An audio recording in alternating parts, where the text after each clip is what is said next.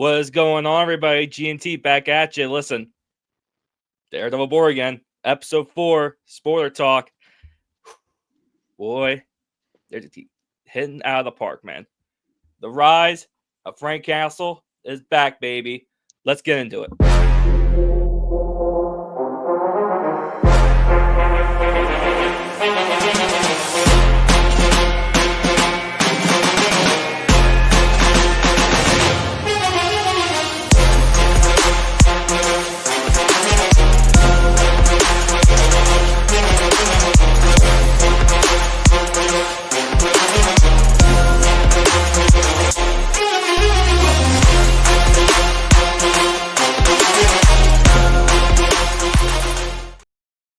Welcome back to the table, everybody. This is a spoiler talk, episode 4, Daredevil Born Again.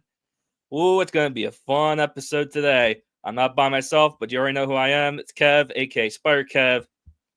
I'm not by myself. Frankie, baby. Hey, what's up? I know I said I want to be back to the end, but it's a great episode, and it's a special night for us, so cheers. Hell yeah, brother. Hell yeah. Mike Murdoch. Hello there. That's all I got. And Larry, the captain. Cap is back. Hell yeah. One more time, baby, for Good Daredevil. And we are so excited about this episode. Let's get it. Oh boy, yes we do. Look. Oh, let me just change that. Let me just change everything. There we go. All right. But before we get into it, guys, if you haven't looked at our Instagram, TikTok, anything, which you should be following, by the way, we have a special announcement. We have a new member to the table. That's right, people. From Baby Gorilla Comics, he's no longer a special guest. He is the permanent member of GNT. Jose! What's going on, guys? Jose here. Thank you. So excited for where this is going to go, and so excited that you guys invited me to be a permanent member. So, yeah, I'm ready to get into this episode. Let's go, man. Listen. Jose, thank you for remembering me. You had to go. Remember us. Absolutely. Yay! Welcome to the table, brother. Welcome. Thank you, guys. Yes, Appreciate you. It's really crazy how a week was, because literally right after we finished recording last week's episode, you were talking to me after the show, and you went, "Yeah, I was thinking about doing my own podcast. I don't know. I don't have anyone to talk to about it, and I can't really talk to myself." I'm like, It immediately went to the group chat the next day asking what we all thought, and immediately we all said yes. So, No, brother, we ain't say yes. We said hell yes. Hell yeah. Like, oh, hell yeah. hell yeah. But brother, we're so happy you're here and officially part of the team. We could not be more excited, man. I'm thrilled to be part of the team. It's funny because I was here working the next day on Friday, and I was just at the shop, just rearranging stuff like I'm always doing. I get a phone call, and I hear Larry. I'm like, Larry hardly ever calls me. not a bad way, but you know what I mean. Wow. It's not like that. But so I like, okay, what's going on? And then I hear Kev all of a sudden in the background, like, you wanna be in GNT? I'm like, yeah, I'll come by. Like, and I was thinking it was just for like the next episode. And he goes, no, a permanent member. I'm like, you serious? Like, I started cheesing. And my daughter was here. She's like, you cheesing like a little schoolgirl. I'm like, it's good news. It's something that I've been wanting to do. Didn't really know the in and outs or how to get started. Didn't know if anybody would find me interesting being by myself talking. So yeah, this is a welcome surprise. So I'm very thrilled and excited to see what the future holds. Absolutely, brother. Absolutely. Word. Now, let's talk business, shall we? Daredevil Born Again, episode 4. This is a full spoiler talk, guys. If you have not seen it, come back, put this on watch later. you don't want to miss this conversation. It's about to be fun. Now, if you have not seen episode 3, this is full spoilers for episode 3 too. Like, if you don't know the ending of number 3, don't watch this. Mike, that was last week. They should have known. They should have watched it by now. It starts off with that, though. It starts off with that. All right, fair enough. All right, but Larry, Yes. Larry, you have not been on this review of the last 3 episodes. Now, I wanted to get your opinion on it. What has been your first reaction or feeling of Daredevil Born Again so far? Thank God it didn't get away from the Netflix feel and vibe of the show. That was the biggest thing for me. And the one thing that I definitely did not want to have them do is to get away from that vibe and the feel of what the Netflix show actually presented and did. And look, She-Hulk scared us all when it comes to the possibility of what this show is going to be and how the show is going to feel. And it was like, okay, well, I'm excited for Daredevil. I'm excited to see what Murdoch is going to present. His acting chops all by himself. I mean, he's a phenomenal actor. Almost everybody in this crew is crazy when it comes to their acting chops. So it's like to have these folks go ahead and come back to the show and to have it a different vibe, like the She-Hulk vibe. I was afraid of that, but thank goodness we did not have that. So no, I'm very, very happy and surprised that we are getting that real rated R Netflix vibe feel on Disney Plus. That was great. Oh yeah, I was looking forward to seeing Karen tworking. I'm just saying. Don't say that. Larry that don't was a like highlight. One of the highlights of She-Hulk. Yeah. Wasn't a lot. Yes. Wasn't a lot, brother. God, that show. Anyway, we're not talking about She-Hulk. We're talking about Thank God. Daredevil. Thank God. All right. So episode 4. What does everyone think? How does everyone feel about it? We start off with the recap, and the end of number 3 still hurts. It's still raw. It's still like they just show what happens, and then I was like, man, that still hurts. And then they jump right into like the evidence room, and I was like, still ain't ready for this. I need to see that. Just him watching, just going. Exactly. Like I was like, And they show the amulet, and like, nah, not ready for it.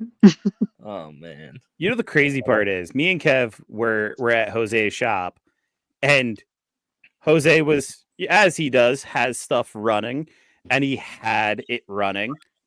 Episode 3, we hear the music, and our whole entire conversation stopped as we all turned and looked, and all kind of like, it's the scene.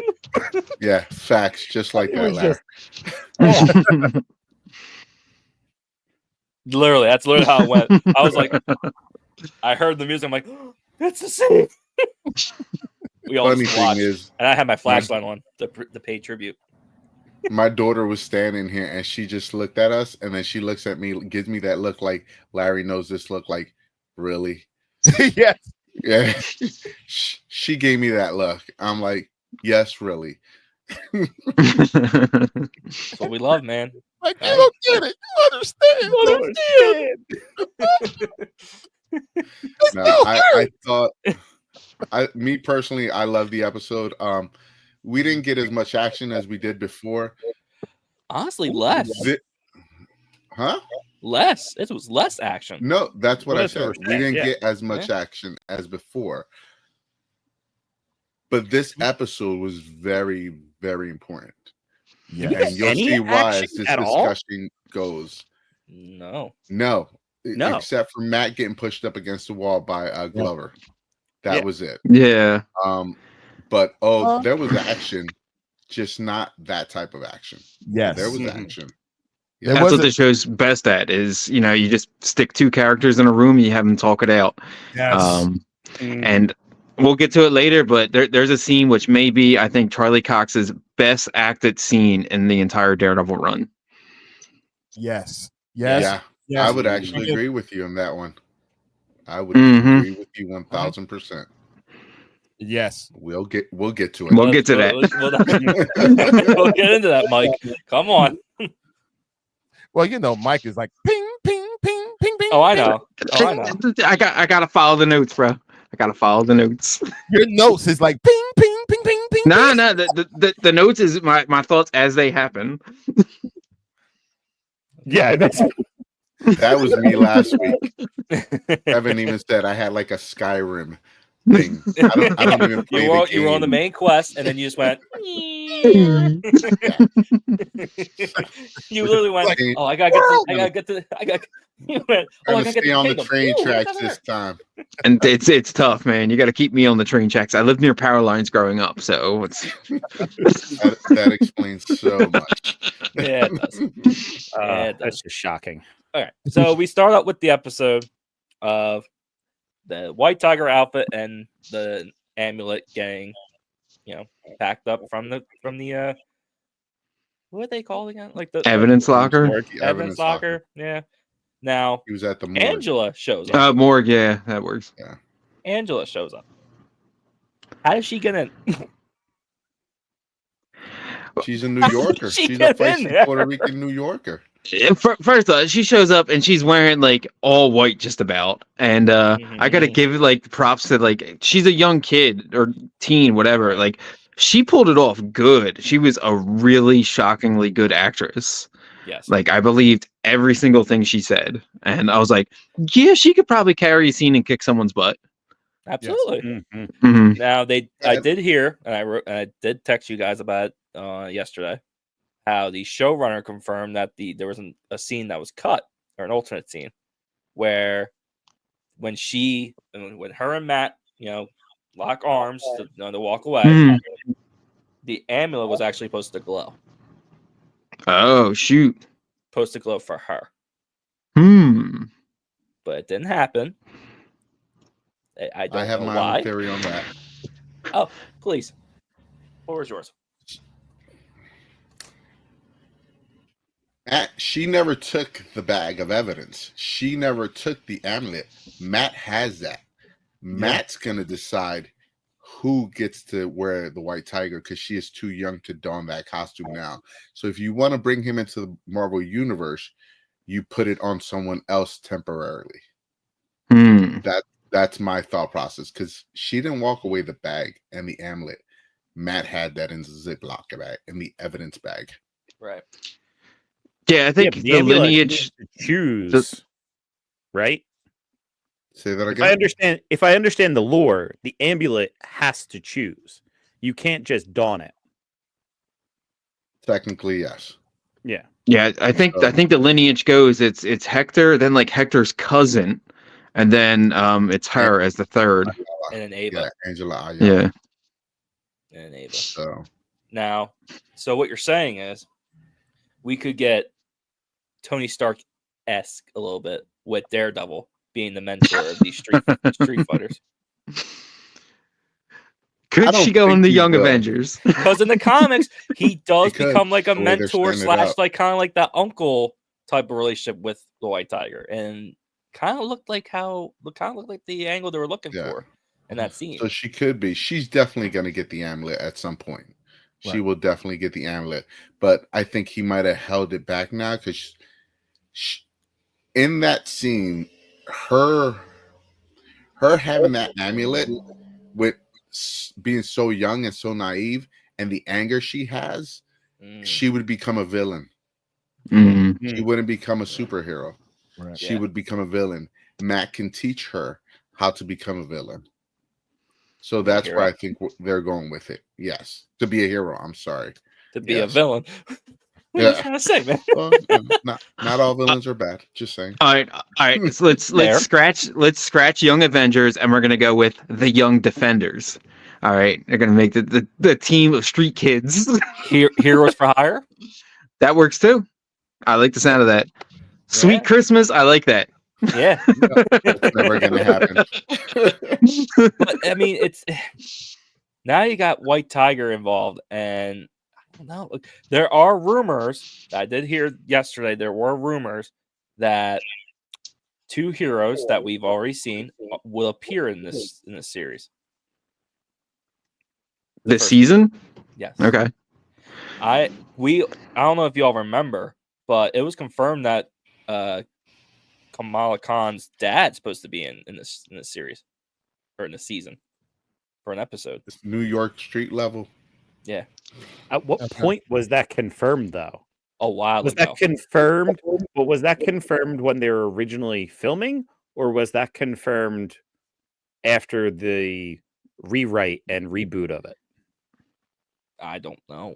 Because there's a whole bunch of stuff that was in it before Feige turned around and used his magic eraser and fixed everything. I don't know. I'm just Hey, saying. speaking of the whole rewrite thing, did you guys hear what the Frank Castle actor said? That he originally didn't sign on for that? Yeah, he wanted to walk away. I heard. Yeah, that's insane. Like, what's his name? I can't even think of John Bernthal. He was like, "Nah, I don't like what they're doing with Frank. It doesn't feel like Frank. I'm not doing this." Yeah. How's that like not the hugest red flag to not do the whole season? Which I'm so glad they didn't. Yep. If you remember, I mean, when he first got casted, he did not want to join Marvel or any superhero thing at all. He was part of Walking Dead. It wasn't comic book. Dead. It's comic book. Whatever, Mike. You know what I mean. He didn't want to be like Star-Lord or like a Winter Soldier. You know, that type. Yeah. Of thing. He wanted. They gave him Punisher because it's military background and everything else of what he stand for, and that's when he agreed. Now, flash forward to now, where they shot the original first season, and how they did not like it. Him, Charlie Cox, and Vincent D'Onofrio, all three of them did not like where it was going. Yeah. And they all said something. Kevin Feige came in and, like what Frank said, use the magical eraser. And now it was confirmed that John Bernthal is going to write the Punisher special. So, this man loves this character. You know that he wants this character to be exactly who he wants it to be. Exactly. And I wouldn't want it in anyone else's hands, to be honest with you. He treats it with respect. He understands what Punisher's mission. You know what? I'm gonna save this. We'll save this. We're gonna put a pin in this, and we're gonna come back to it.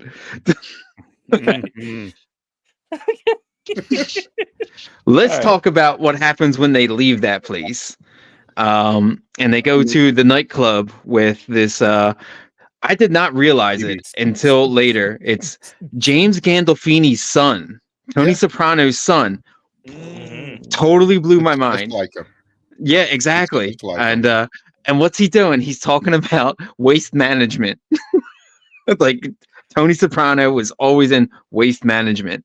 And he's a union buster. I have it right here. This is the beginning of the episode. I'm like, he's trying to push out unions. As a union shop steward, I am not okay with that. And you see BB's face. She's like, yeah, dude. Oh my god.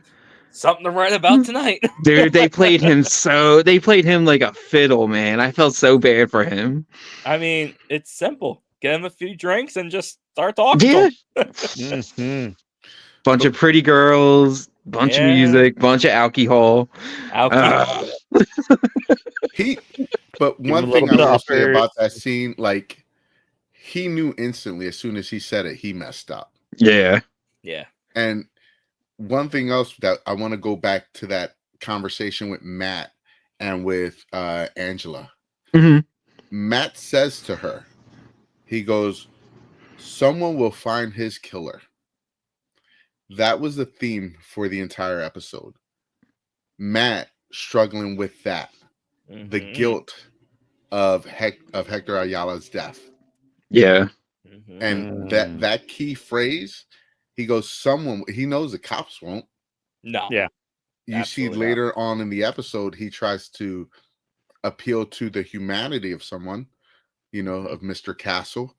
Mm-hmm. He and Frank was right in that conversation, which we're going to talk about.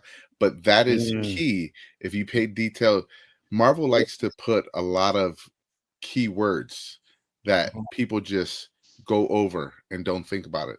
That is the key word. Someone will find his killer. So I just wanted to make sure that was noticed. Yeah. Good eye, man. Good ear. Can I also mention something else too? Something that I thought was powerful in that scene and going and like watching the rest of the episode. It was the turning of Matt and his confusion. That's the reason why he had the bag when it comes to all White Tiger stuff.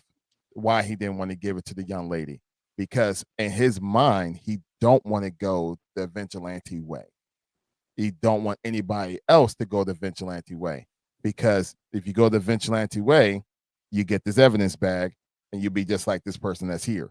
So in this portion and talking to her, he's like, I wouldn't want anyone to go this route because look at what's in my hand.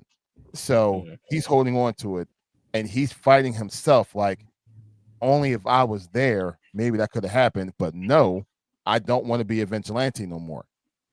So we got that portion of Matt, and then we get the later on with the other conversation that we're talking about. And Matt is correct. Matt is struggling with a lot. Yes. Like Matt, he's struggling with his faith. He's struggling with, the whole Mayor fisting. He's struggling with his identity. He's struggling with his new relationship. He's struggling with his firm. This dude puts stress to a whole new level, and those are different layers of the onions that's getting peeled one by one. Yeah, absolutely. Again, it just shows the. I'm sorry. Go ahead, Kev. Forgive me. No, again, it's just showing how grounded and real this show is. Even though it's a comic off of a comic book character, it's showing real life issues. He lost his best friend. The system is broken, and he's trying to be a good lawyer, but you can't when the system is broken and there's no point of fixing it because there's too many bad people in the system. And now he's got more blood on his hands with a man who he freed. But again, in this world where the mayor's trying to get rid of vigilantes, bad cops, unfortunately gets him killed. And now he feels like there's more blood on his hands because he's the one that set him free. And obviously exposing him as White Tiger. Yo, I can honestly say we saw a little bit more clearer. We literally see Matt Murdock and everything in this episode. He's clear as day to us right now. His mental challenge, his mental fight that he's doing, that he has with himself, the way he feels about the system, the way he feels about people that's been, injustice, that's been done wrong when it comes to the system, when it comes to himself, when it comes to people around him. Like, we literally saw every piece of Matt in this episode. And the inner battle, we see everything in this episode. This episode, that's like you said, Jose, this episode, even though it was not action-packed, it was so vital of this story to continue and go on, because we had to see all the little things that happen, those little phrases, those snaps, and then snap back moments that we get mentally and conversationally. This episode was really good. Yeah. This was literally self-reflect, self-care, just talk about what's going on, because I want to talk about that scene, but I don't pin. Never mind. Put the pin in it for now. Let's go back. Speaking of self-care and maybe therapy, we should move on to the part where Wilson Fisk and hot stuff Vanessa is they're in therapy. I'm not gonna lie to you, Jose. She has aged like fine wine. I will say that. Yeah, she did. The older the berry, the sweeter the juice. Leave that for GNT After Dark. So it starts off, and they're they're actually sitting closer together, which I thought was pretty interesting. But Fisk drops this bomb, and he's the therapist. She says, "Let's talk about the affair," and Fisk kind of scoffs at it, and he's like, "Affair? This wasn't a hold on, no, what was it? This isn't a dinner party. It was betrayal." And I was like, "Oh, dude, he's so right." Like just the wording of that, I was like, "Wow, dude." And then she scoffs at it, and she talks about Adam, I think his name is, right? Adam Warlock. Not quite. And the way she starts describing it, and it is almost like she knows she's betraying Fisk because he's everything he could never be. He uses his hands to destroy. This guy uses his hands to create, and he starts getting all antsy and he starts fiddling with his hands, and I just thought that was exactly. And I just thought it was very well done. The way she described how she felt about Adam in front of her husband, how sexual and everything, and that how he controlled himself in that, he was pissed, and you saw it. And then when they discuss, well, has anybody seen Adam? Nope. Oh yeah, that was. I was like, oh no. At the same time. No. Nope. Not at all. You know, and the therapist goes to them and says, "Can I speak with you afterwards?" Oh boy. And she goes, "Are you safe?" And she calmly says, "Oh, he is many things, and he is capable of many things, but hit me, that would never happen." But she doesn't believe that, and you see that later on in the episode, where there is doubt and a lot of doubt in their relationship, and you'll see it later on in that afternoon. I don't know on that one. I think she does believe that. I think she's playing him as much as he's playing her. I think these therapy sessions are literally showing the two of them going at it. This is essentially a gang war or a mob war, but done in a civil way. They're doing a therapy session and doing it in this way that they're taking shots at each other and not just truly saying how they feel. I mean, the way she described Adam. Well, that's exactly what's happening. Absolutely a shot. That's everything exactly is a shot what's back happening. and forth. That's couples counseling. Trust me. That you get in there and True. Usually you got the one person who's like, "I'll do whatever you need," and then you got the other person who's just like, "Meh." So, but the point I'm trying to make with that is that at that moment, she believes it. Later on in the episode, you see that that's a lie. She doesn't believe it. But if you remember that conversation that we're going to discuss at the end of the episode between them two, before you saw what you saw, we will discuss it. It'll prove my point. Yeah, no, I definitely want to come back to what is talked about between them two later on in the episode. But can we talk? All right, go ahead. But can we talk about the greatest scene? Oh, we want to talk about my man Leroy Bradford.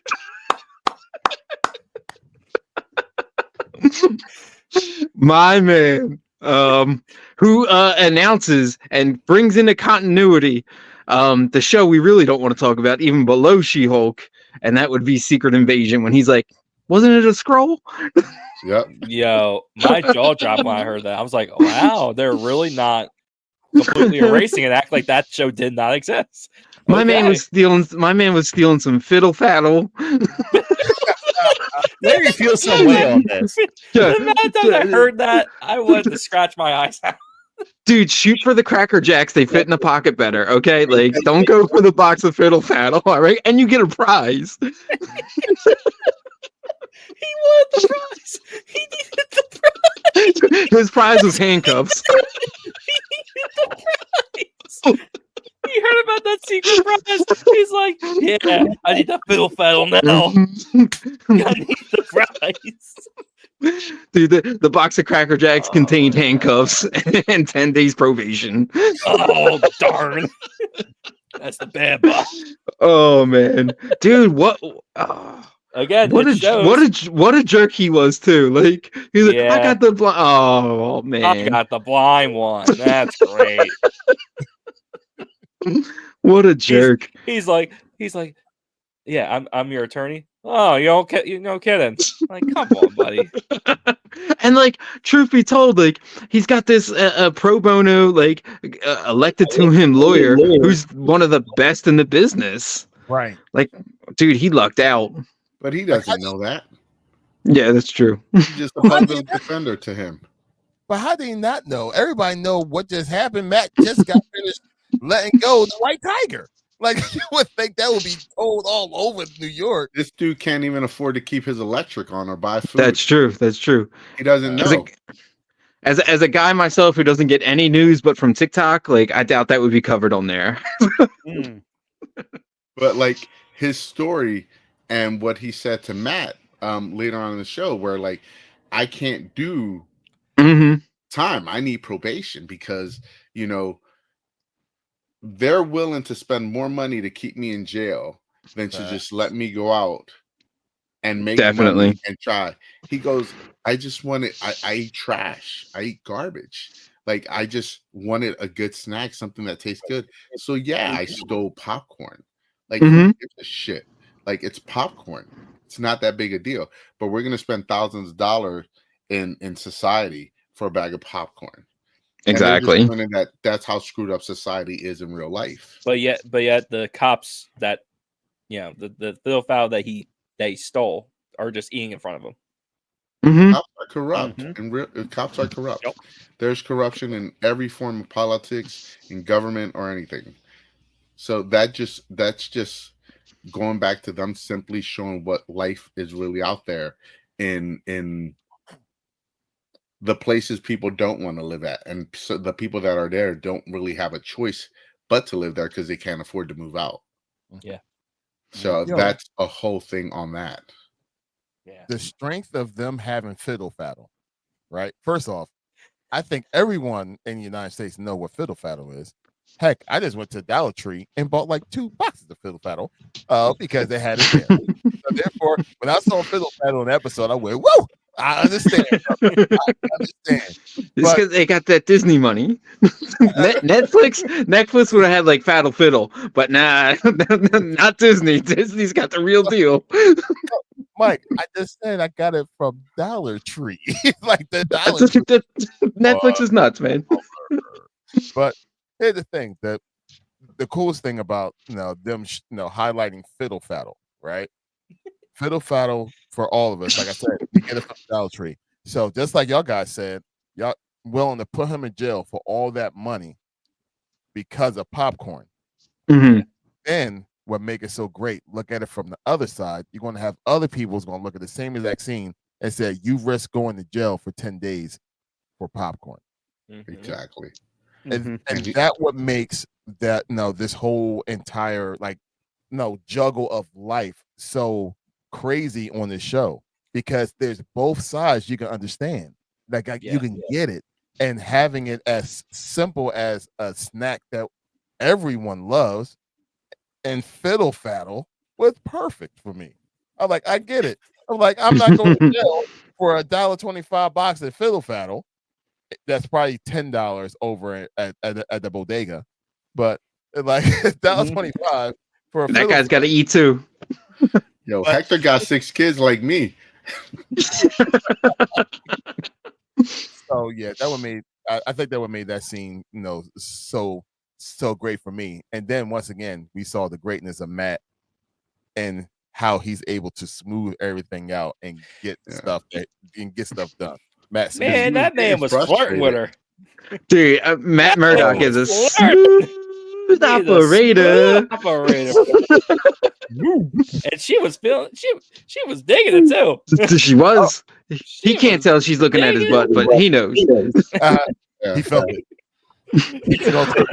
He heard it.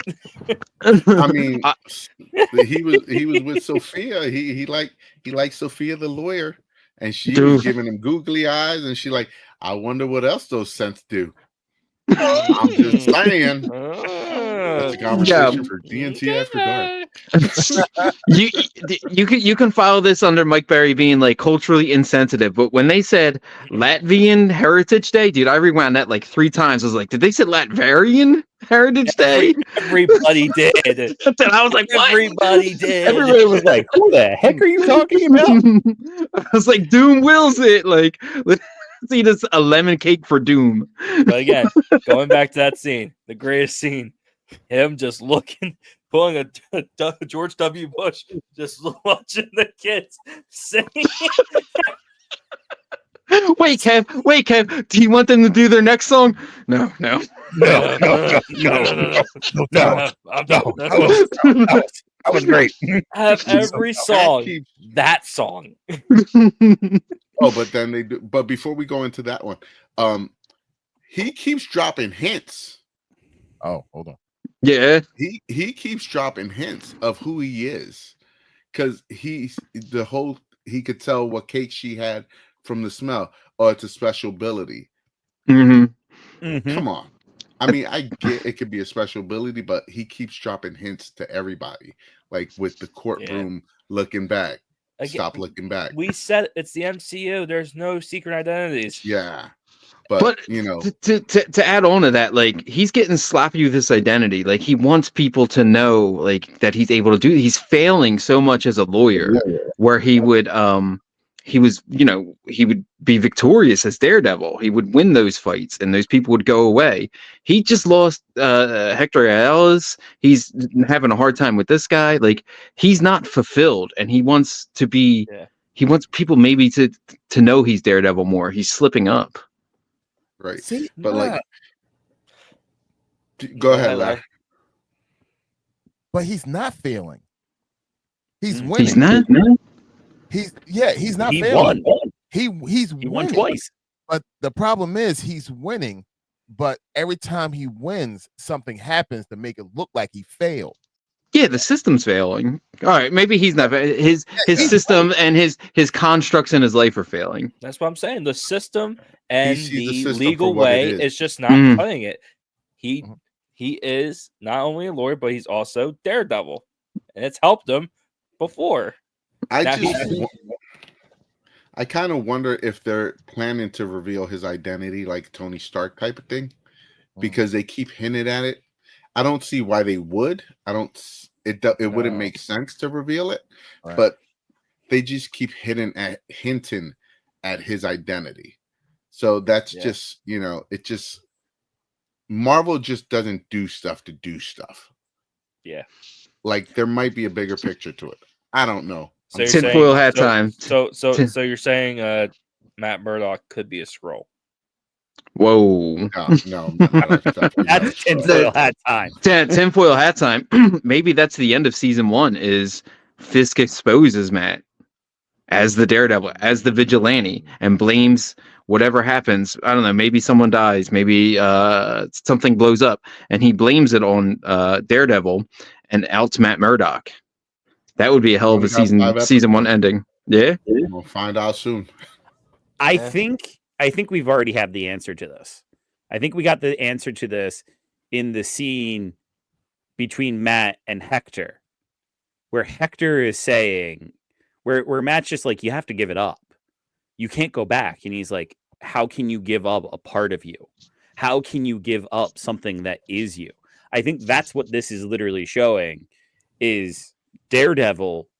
He's trying to give up Daredevil. He's trying to walk away from it completely.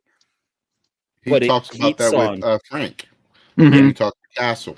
Yeah, I mean, when we get into Frank, yeah, we're not too that far. whole thing. I got 3 more notes before Frank. So what happened next? Then they go into the BB report, where they're talking positive this week about vigilantes, where last week they were talking negatively about them. In the BB report, the girl's like, oh, we need vigilantes. We need these people. They do more than the cops do. Yes. So they keep pivoting that narrative of They fix good things or that bad. other people can't fix. They had that old dude who's sitting in the park with the hat and a trench coat, and he's like, I've been here since the '80s. I wish we had vigilantes. Anybody who's anybody that probably doesn't have like a 2-0 in front of their birthday knows that New York was garbage and a rough spot 25 years ago. Like, it wasn't a good place to be. It wasn't America's city. It was dingy, it was dark, it was a hard place to be. Yeah. And that dude knows. And if he had vigilantes back then, it would have been okay. Yeah. Mike, what else you got on your notes? All right, I got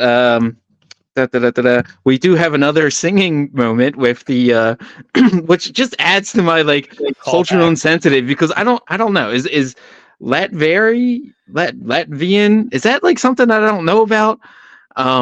Because they brought it up and they had like the Latvians singing like "Let's the City on Rock and Roll," and I'm like, they could be Latvians, like they totally could. They look like kind of half German. I don't know what's going on with Just that. his face. He's looking at them, and my mind just went. He's definitely saying, "I love." I hate this shit. But I'm not happy. But no, the go BB back. report does hit the internet. Fisk goes on a rampage. He goes, who leaked this out? Mm-hmm.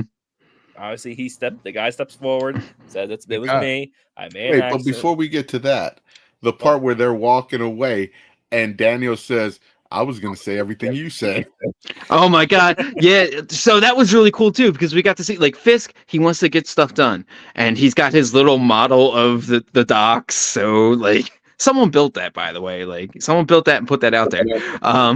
But and then he's hitting all this red tape, and you have this lifelong girl who's been doing this her whole life. And she's like, nah, you got to do this, you got to do this, you got to do this. But you have this new believer guy who's like, we're just gonna get it done. We're just gonna get it done, and that's what Fisk wants. He's a man of action. He's the man who got out and said, you got your permit for this pothole. Like, he wants to kind of erase this stain that's on the docks, bloodshed or not. But then it turns out we cut to the kids singing, and yeah, the whole like union busting thing comes up, and he calls everybody in. He's like, I don't care about these meetings. Everybody get in here now. And he starts going off like old school Kingpin style. And what's his name? Daniel finally steps up and he's like, it was me. I'm sorry. And he goes on this big spiel. He sends everybody away, and it clicks in his head. In the meetings with Vanessa, they're talking about what is the greatest act of love, and that's forgiveness. And he sees this kid's loyalty and this like unwavering loyalty, and Fisk decides to have an act of love and like forgive this kid. And that was pretty cool. So now he's got this kid on his side. I don't know what else he's gonna do, but Fisk is growing. Like, I don't know, 5 years ago he would have beat that kid's face in with a door. Yeah. Is he? Or does he see a tool? Ooh, good question. Probably. I don't know. I'm gonna go with he's using the lessons in therapy and using the act because he's trying to change. But his words are the two most important things: is loyalty and oh crap, I'm blanking now. Well, he's not getting loyalty from his wife. He's like honesty.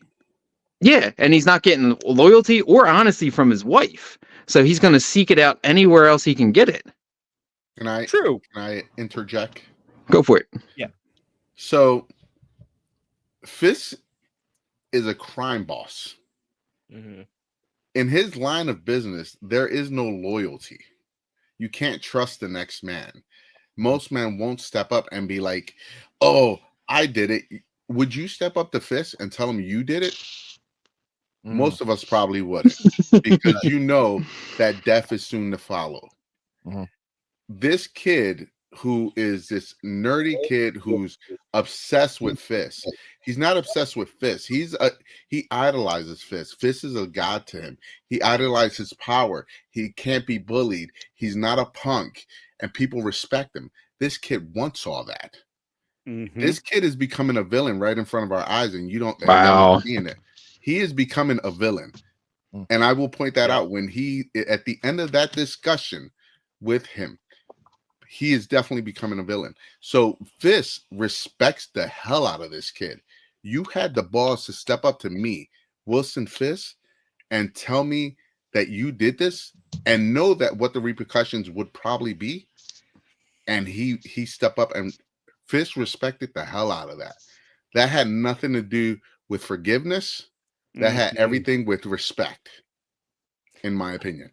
And I think he's seen this kid, and he knows this kid is scared shitless, and he can see that this kid literally is adoring him and sees him as a tool and sees him that he can now use him. And he will be more loyal than others. I got a question for you. And Jose, because I know you watched it. Who's a better power team here of like sidekick and like mob boss? We got Wilson Fisk and this kid Daniel, or do we got Oz Cobb and Vic? Who's the better? They're the same. It's really similar. Yeah, I think they're the same, and I think back to the point where Fisk in this episode is reliving his childhood.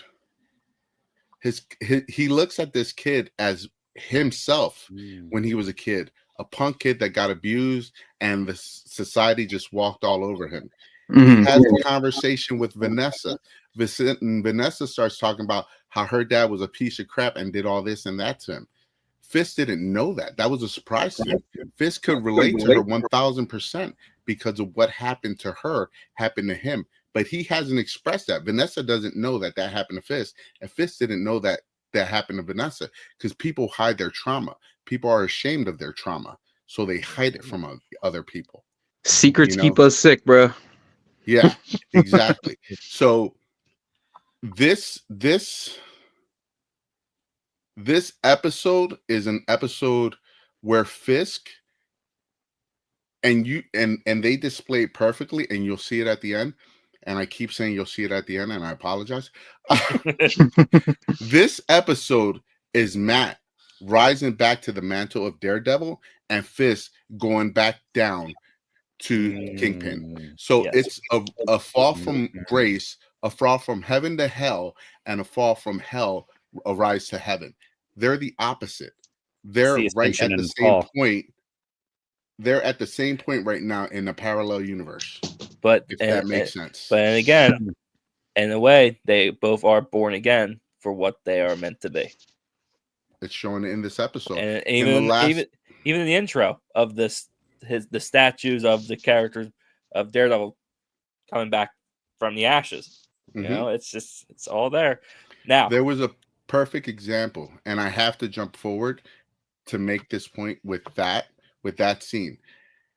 At the end, they're doing the monologue where Punisher is walking down the steps. Daredevil is walking up the steps to the roof.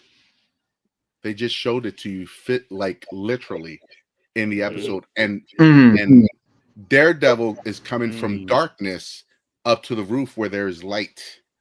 Kingpin is walking out of the lightness behind him into a dark basement. Definitely, it brings it back to that first episode where they show the inverted halo on Fisk. Totally.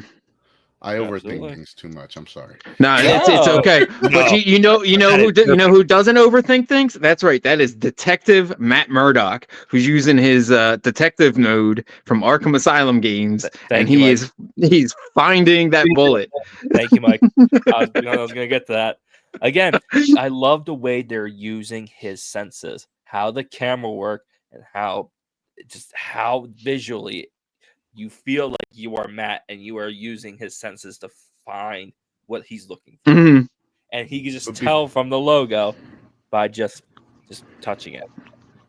It's so good. It's so good. But what happened before that?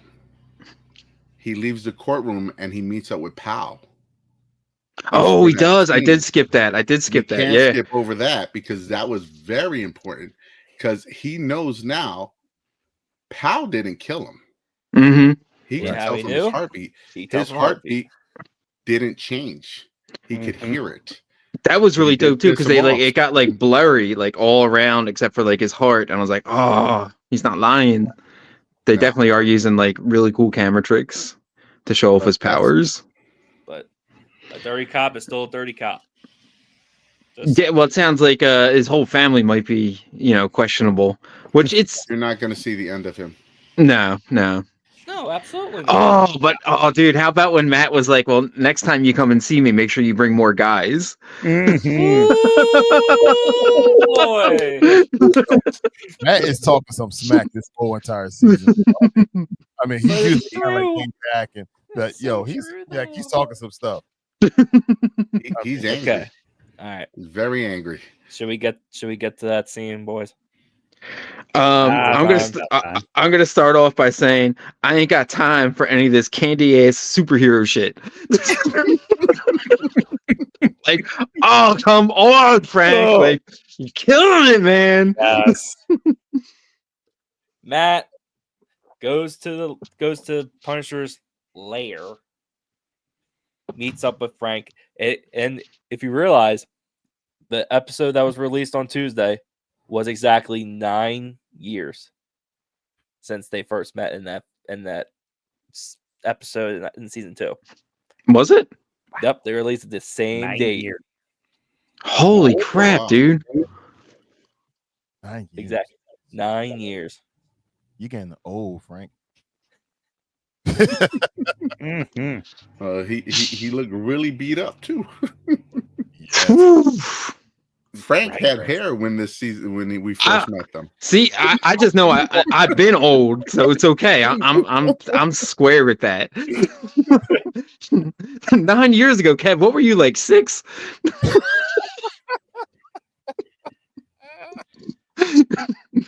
Oh, let me do the math in my head. Oh my god! Serious? bad. You were I was- 16, buddy. I was 8.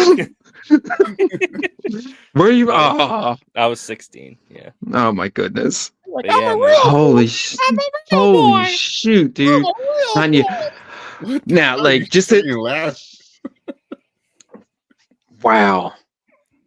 And I remember like seeing them on the roof and being like, that was like one of my favorite combinations ever, seeing like 2 comic book characters on the screen where I was like, they got this right. And it was right after that where we saw Batman and Superman together on screen. I was like, they got that wrong. Mm. Yeah.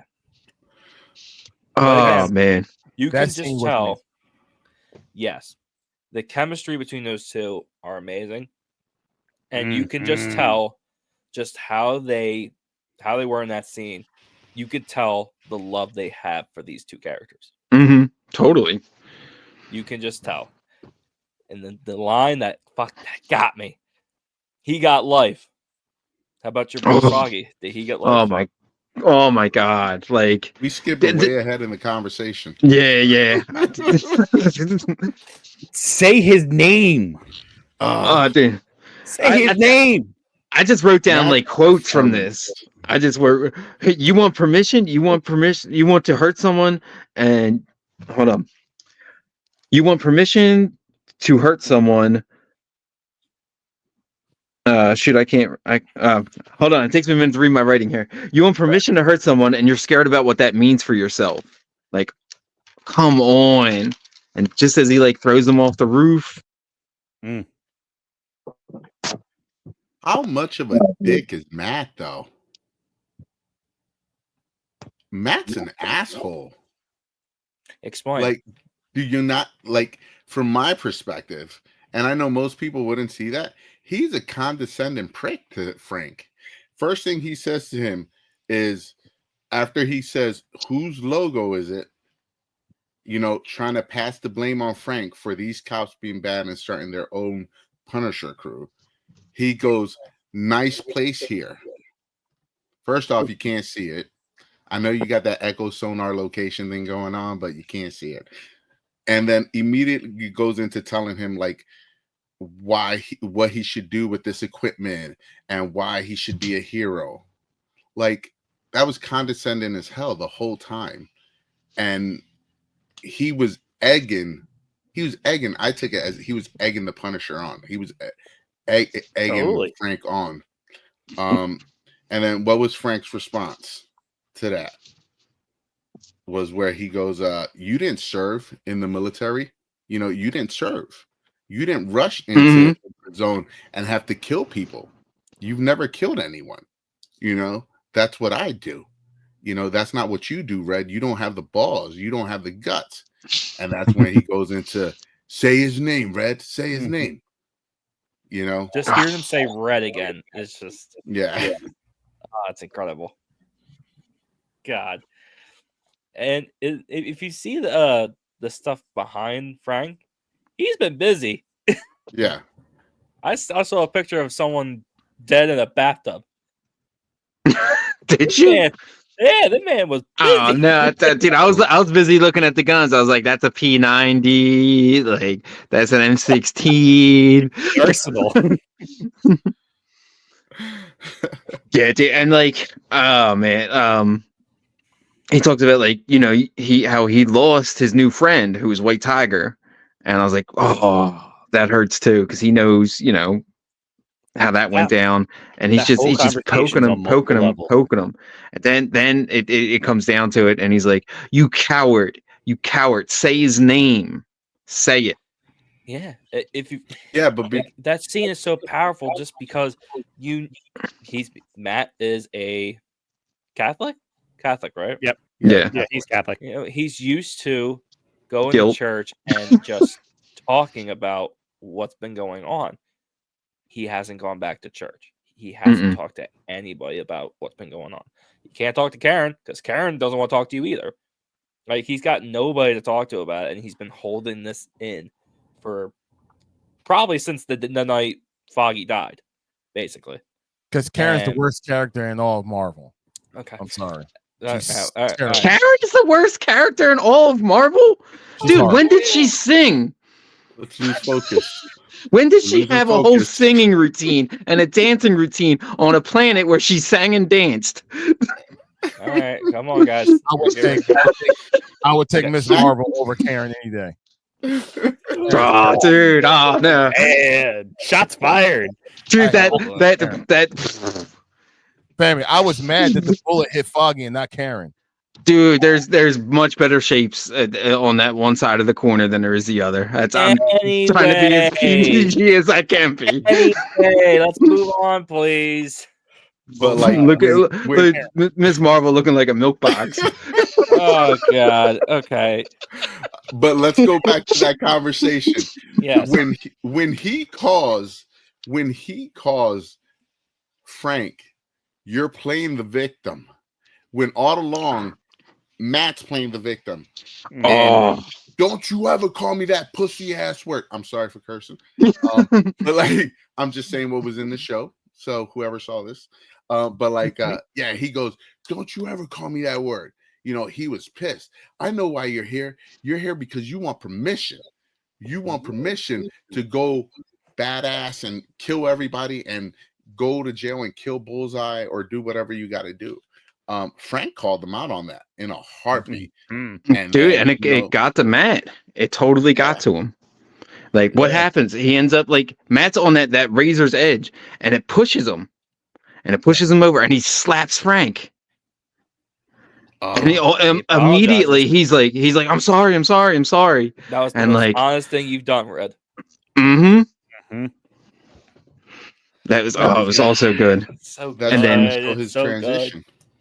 So good. Now, and then Frank drops it. Where he's like, I hear my son, and he says, get him, Dad. Get all of them, Daddy. And I'm like, oh my God. He looks at Matt. He's like, you hear him, don't you? You hear him, up here. You hear him up here. You know why I still hear my little boy. So it has been confirmed that Foggy is supposed to come back season 2. Is it going to be like him thinks he sees him, like how he did with his dad and Kingpin in season 3? Maybe we come back to that. I think we about to get like the spirit, the Force ghost of Foggy Nelson. He's gonna be hanging out with Anakin and Obi-Wan. Wars is made into Marvel. honestly, I hope they leave him dead, but Yeah, it would be a good call. I know they're gonna try. If they try to do the comic book run, it's gonna be stupid. They'll figure it out, but I don't think they're gonna do it now. I think they kill him. They killed him, leave him dead. I think they're gonna probably take out Karen soon. Next, Bullseye will take her out. I don't know. Speaking of Bullseye, what did Bullseye get, Kev? What did he get? Oh. He got life. And he goes, "Did Foggy get life? Did Foggy get life? He's, Bullseye gets to eat and sleep and live for free, and your boy's dead, and you're just allowing that to happen. You're not gonna avenge your friend, This whole conversation, top tier. Like I said, like I got comparing it all the way back to 9 years ago when they were on that rooftop and he was all chained up, and like they get into that whole favorite scenes of all time, and it's the line that goes through my head when in that scene. You hit him, you hit him, they get back up. I hit him and they stay down. That's the thing. Like, no matter what he does, and I'm not saying it's wrong or right because I don't know, but like Matt at the end of the day, especially in Frank's eyes, is a half measure. He's not finishing the job. No. Frank hit him right where it hurts. He goes, "You're guilty." He used court terminology to get in his head. You're guilty, Red. Yeah, because he said, you in the stupid ass system. Because he knows the system is not good. It's not working. It never will, for now. And Matt can finally relate to him. Yeah, and this is what Matt needed. Like I said, he's a Catholic boy that needed this type of conversation, and it just had to be Frank. Now, here's my question, and Jose, this is go to you. So, do you believe that Matt was acting that way towards Frank the way that he was in the beginning, that was very condescending, just to see for sure if that was him that actually killed White Tiger? Because I think part of me actually really did think that Matt thought that he killed him. And the only way to really get that type of emotion out of Frank is that you have to edge him for him to actually see exactly what's going on and what was his intentions. I completely understand where you're coming from, and I can see that too. But for me, he knew Frank didn't do it. To me, he was egging Frank on to do the dirty work because he's not mentally strong enough to take someone out. So he was trying to rev up Frank to be like, I need you to do this for me. And Frank's like, I'm not gonna do it. Stop being a bitch. Do it yourself. Yeah, and I honestly, that's what I think that whole interaction for Matt was about. And for Frank, it was more about like calling him out on his bullshit because he's hiding and he's just full of it right now. He's not seeing clear. He knows what he's capable of, and that's why he doesn't want to don the cow again, because he know he can hurt someone. He can kill people very easily, right, without weapons. Yeah. So I think that's the battle between good and bad within Matt, and now you got Sophia, who's another addition to his life that brings him joy. So he has a reason to leave it behind because he finally finds love. He does have a reason to leave it behind if he wanted to, but he can't. He can't. He never will be able to. He's Daredevil at his core and his morals. He's Daredevil. I kind of disagree with you on that one. On the end with Sophia. Yeah, go for it. Sophia is not his love. Sophia is his escape. Ooh, exactly. Yeah, Sophia's not his love, but he doesn't actually care about her because he's Daredevil. Oh, it gives him a glimpse. Are you talking about? Are you talking about the girl that he was talking to in this episode? Or are you talking about Heather? Oh wait, I'm confused. His girlfriend. His girlfriend. Heather. Her name's Heather. Yeah, Not Sophia. Who the hell's Sophia? I don't know who the hell this is. Is Sophia the cousin? I don't know. No. Jose. Oh, that might be the lawyer. That's the lawyer, his lawyer friend. Is the That's lawyer, Sophia. Yeah. Okay. Yeah. So I'm sorry, his girlfriend. You got me real I don't- confused. I'm like, huh? I don't know if he's in love with her. I don't think he's in love with her. I think he's in love with the idea of what it could be if he leaves the cow alone and focuses on his personal relationships. Dude, and he says it. build a strong relationship. Yeah. Yeah, So- I'm glad you brought that because he says it. He's like, I don't know if like, he's like, I used to like coming home to like a dark apartment, but I like it coming home to you now. And he Exactly. totally says that. Holy smokes, Jose. Yeah. So I think that's all just an escape. That's Let the me be a escape hoe. from that's reality. exactly what it is. That's what I'm Matt saying. Murdock be a hoe. That's this. I'm saying the same. We're saying the same exact thing. Different things. Yeah. Yeah, we're saying the same exact thing. We're just saying them differently. Yeah. Speaking of loves of life, love of your life here, we're going to cut to Fisk and Vanessa together. Vanessa. And where they're sitting at the table close again. They're sitting next to each other. Mhm. They're not far apart. And she starts telling him like, hey, like, I wanted to let you know what the therapist asked me. And she says like, do I feel safe with you? And he's like, well, do you? And yes, of course I do. And she says, well, should I? And it's like, oh, dude, that's that nice little like, just enough to get like under there, like mess with his mind. Should she feel safe around him? I She don't know. doesn't. Yeah. And that's what brings me back to my point from early in the beginning of this conversation, of their first conversation. Mhm. At that moment, she felt safe with him. At the end of the episode, she didn't know if she didn't trust him anymore. Yeah. And Fisk doesn't trust her. He says it in plain day. He goes, "You're certainly not the woman you were when we first started dating." Mhm. He sees the change of Vanessa. Vanessa is a boss. She's the female kingpin now. Bingo. He's running the shop, and he's gonna take control back. Yeah. And then we get the ending. Like what Jose said. He goes up the stairs. After he handles business with Heather. Handles business, I'll say that. But You sure it's not Sophia? I mean, It's Matt's Heather. blind. He don't know. I'm saying, I'm not saying Matt probably doesn't have a Sophia on his notch list. All right.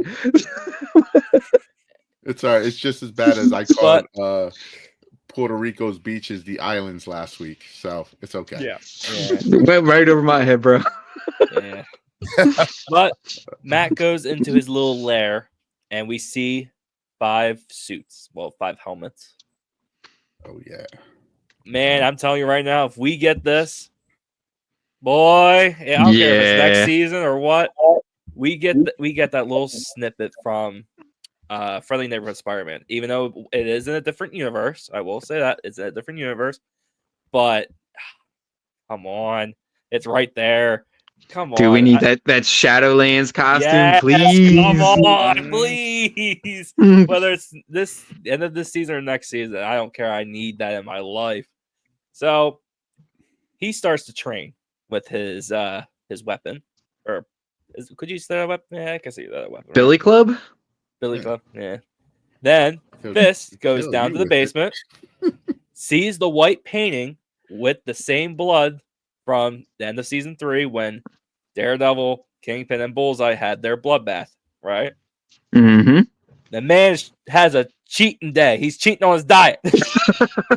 I called him. I'm like, that dude's cheating his diet. What is he We didn't doing? get no eggs, Mike. We didn't get eggs, Yeah, Mike. I know, that's right. You know, this episode's a farce. Because eggs is like $20 a dozen. Not if you have chickens, bro. Not if you have chickens. And He's in New York. He don't got chickens. Dude, they got Can't pigeons afford up there and eggs everything. anymore. But yeah, we get Kingpin eating his Italian sausage and pasta. which did You look good got your though. boy The Adam. panini, yo, that's some good looking panini. And it turns out he had Adam all along. He's in a cage. He's begging Fist to let him go. Oh boy. That's where the bloody knuckles come from, bro. It's gotta be. I called it. Didn't I call it, Mike? I said, I bet I you believe he you did. has I him. believe you did. He has him, and he's using all of his anger on him. And may Yeah. I say, the complete opposite of Kingpin. One, his hands, obviously. And two, that man has a full length of hair. He had him for a long time. That man has a full length of hair. Complete opposite of Fisk. Yo, I really thought at first when I saw that cage, I thought it was the young boy that's part of his Oh, marriage. David? Yes. Daniel. At first I The young was like, Daniel, yeah. Daniel. At first I was like, oh no. Like he said, if you ever cross me again, I'll be the last. And I saw the cage and I was like, oh no, they got Daniel in there. And then you saw the boy with the long blonde hair. I was like, oh Lord. Adam.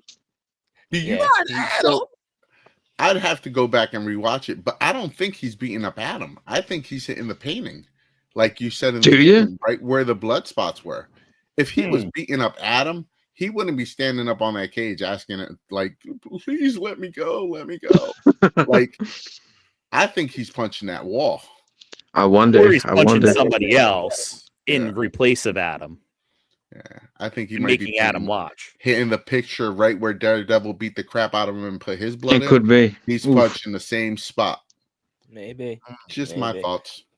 But we get the Daredevil training, and the club goes into the camera. Great shot, by the Yeah. way. I love that. And it went black. I thought it was over, but no. We finally get Muse. We finally get Muse. For the second time. He's taking. Yeah. Yeah, He but was this is earlier for in the the full costume. episode. Yeah. But he takes a victim to his lair, his little subway lair. Now, if you're a citizen of New York in that train, and all you see going by, you see someone with a white mask with blood, tears coming down real quick, what the hell are you thinking? It depends. Were you in the Battle of New York? You saw aliens? That dude ain't gonna bug you. I'm like, I'm just gonna walk by and be like, cool cosplay, dog. Yeah, exactly. Now we get to his hideout, and he already has people hanging up. He's milking on them. hooks. Yo, dude, he has like a straight caulk gun, and he's like, yeah, that's not ugh. And a 5-gallon jug. Exactly. he bought the Home Depot special. Like, now, what's interesting about it is his artwork. They've been showing that a lot. Whether it's the Kingpin one, whether it's the new the White Tiger one, that is really, really nice, by the way. Yeah, that was dope. He and the Punisher logo that says triggered on it. I mean, it's interesting. It doesn't look like he's like kind of like choosing a side. He's kind of like in the middle. He's just, again, he's a citizen where he sees what's happening, and he has his beliefs, I guess. He's a psychopath. Ghetto. He's a psychopath that milks people's blood. Going back to where you talked about the pictures, like the beginning, the first picture they showed in the beginning of the episode described the perfect episode. It was just Kingpin here in all white, and then him covered in fire. Yes, light and dark. Yes, but yeah, the dude's a freaking psychopath. He paints with people's blood. It's not someone you want to meet. You can't justify anything he does, obviously, but I'm curious to see how. I mean, they show him draining people's blood. How far are we going to go with him? How hard are we going in this show with Muse? Because Muse is a hard R character. Yeah. Next week's episode is going to be on Hulu. And we're getting 2 episodes. That's right, dude. Yeah, we're getting 2 episodes. Yeah, we are. Crap. Yeah, that means you're going to cut it down a whole week. No. No, You why don't would know. they? No, if we get 2 episodes next week, that means whatever. They got to rush it for Fantastic Four. I guess so. I guess No, so. Thunderbolts. Oh, Thunderbolts. Oh, is too. that first? Yeah, Yep. that's a May. That's first. That's in May. Can But we yeah, talk about what might be Muse's theme song that was playing over that ended up playing like over the credits? That was Yeah, dope. Like that the was the cool. music of this show is growing on me, and like me being like a school reporter, I had to look it up. The people who do the music for this is the Newton brothers. I'm sorry. And What'd you just call yourself? a school reporter. Okay, I thought that's what you said. Okay, continue. It's the people who do the music for this. They're called the Newton brothers, and they've done like a couple movies here and there, like Five Nights at Freddy. But the biggest thing on their resume is they redid the X-Men '98 theme. They're responsible for it, and I was like, "Holy crap!" All right, we're dealing with some people who I'm gonna try and pay attention to. So I was pretty Definitely know what they're impressed with that. Yeah, definitely. Yeah. Man, this was a fun episode, man. It was. Even though it was no action, it was just it just gets you right. Again, it attacks you right in the heart. They've been hitting you with the emotion, man. I'm loving it every second of it. This episode was everything that we wanted with no action.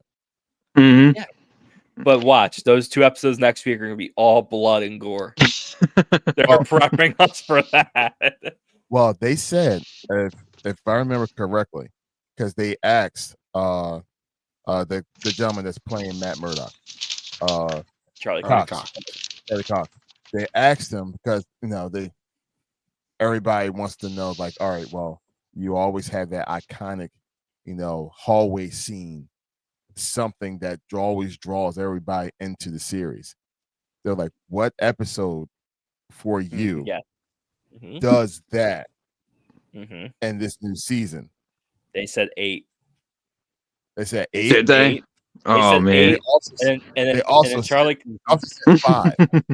Yeah. And Charlie said 5. And Charlie brought up 4. He's like 4. That one scene. Yeah. That was probably the Frank scene. Oh, Probably, yeah. Yeah. Yeah, but that's not the whole. And you know what's crazy too? We say that, and I sent Mike a TikTok earlier. They're literally like filming season 2 right now. Charlie Cox is there, and it was in the middle of the night. It was Tuesday night. He looked at the people that were filming him. He's like, "It's Tuesday night. What are you doing? You're supposed to be watching a new episode." They're like, "Yeah, we'd rather watch you." It's like, all right. He's got the suit underneath. I want to. Dude, yeah, he's got like the whole like shroud Covered over up. it, and I was thinking the same thing, and I'm like, Shadowlands. Oh my god. Anyways, all right. Anything else you guys want to bring up before we wrap this up? No, I can't wait to see what's next. The best filler episode of all TV. Wow. Yes. Probably the best filler episode of all TV. Wow. Because I'll say it as it is. It's a filler episode. This is an episode to get us to where we need to go. But we literally just talked for an hour about it. Like, so much people see this episode, and a lot of people that don't spend the time really paying attention to the episode, they're like, "Oh, this episode sucked. There was no action or anything like that." There was plenty of action. You just had to pay attention. It just you have to think. If you like, what's the point of watching the show if it doesn't make you think? I understand you have those moments. We all have those moments where we don't want to think, and we put on stuff like She-Hulk because we don't want to think. No, bro, no. Or we put on TBS and just watch every Avenger movie that they play 24/7. But no, it was a good episode. It's a good setup for the next 2 episodes from next week. I can't wait to see it. Other than that, Larry, what did you think of the whole episode? Everything, like from beginning, since from episode 1 to now, episode 4. Like, what's your overall thoughts on this show? This is the best building up show that Marvel had since Moon Knight. because Moon People Knight keep had, crapping on Moon Knight. I don't understand why. Moon Knight was dope.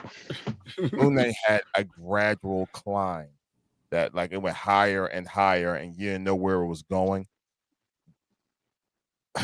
Daredevil has always had that suspense. You don't know exactly what's going to happen, but you know something is going to happen, and then when it don't happen, you're like, "Oh, that was weird," and then bam, something happens. You know, Yeah.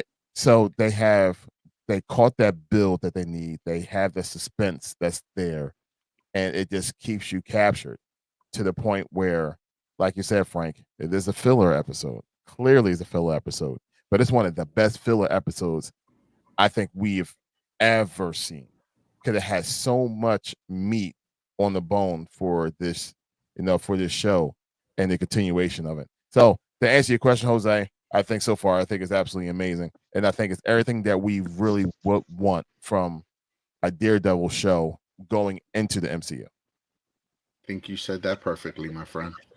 Word. Absolutely. But look, what did you guys think about it? Let us know in the comments. Please like, share, subscribe. Listen. Also, we've had 3 years, gentlemen. A huge milestone. Huge milestone. Hey, Larry. Congratulations, gentlemen. Look at that. Welcome to the club, Jose. Welcome to the club. Yes. Day one for me, but congratulations. You guys have done a lot of good stuff, and I'm glad to be part of it and hopefully be able to take it to even bigger levels with you guys. Absolutely. Here we go. We're not going to discount Jose like this. Our first year anniversary show was where? At his place. His place. And where was our Christmas special at? Baby Gorilla Comics. His place. I love being part of this show, and I'm glad that I could always help out. And Mike always represented with the Baby Gorilla stickers. Can't wait for the new ones to come out. Oh, dude, I gotta find spots for them. We have new stickers that we are gonna unveil at Free Comic Book Day of BG Junior, because I'm the OG BG, the original Baby Gorilla. Oh my god, dude, my dyslexia couldn't handle that. Yeah, the original Baby Gorilla.